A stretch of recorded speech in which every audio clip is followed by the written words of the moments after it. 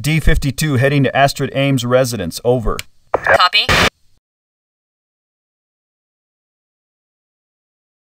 I'm sorry I couldn't talk to you earlier, detectives.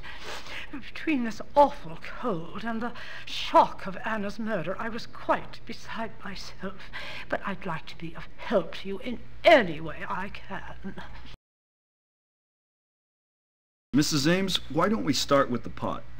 Well, I know that I shouldn't be so attached to material things, but, well, it was a bequest from my sister.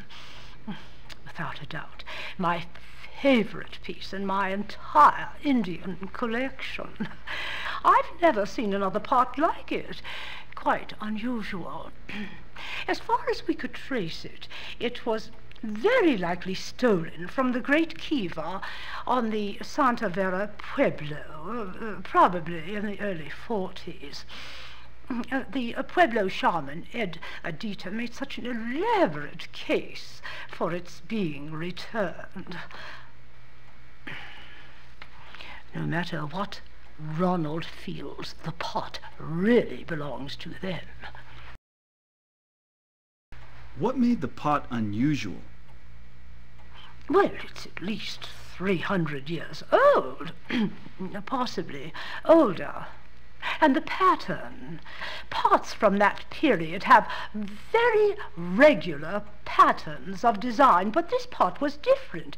There is a picture on one side of it. Oh, an exquisite little graphic. A drawing of what? Well, that's just it. You really can't tell. It's almost abstract, just an organic shape.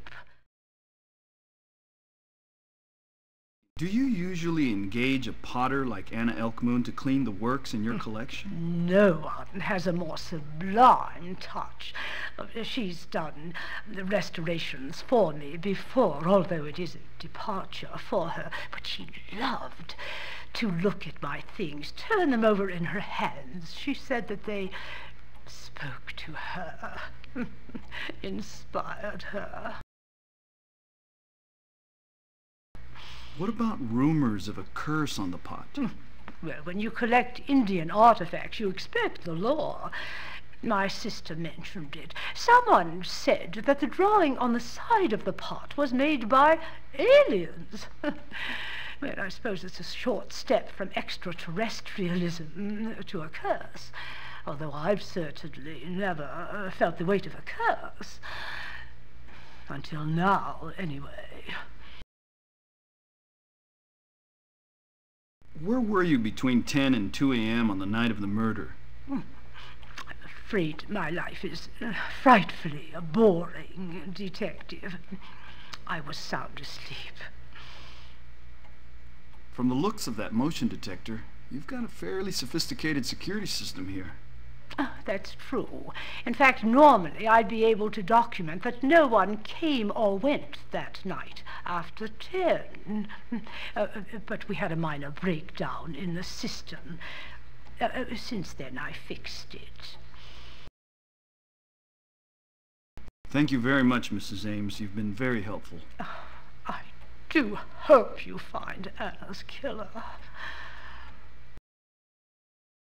Don't underestimate old Astrid. Maybe somewhere deep inside that 80-year-old body there's a wild, nubile 60-year-old murderer trying to get out.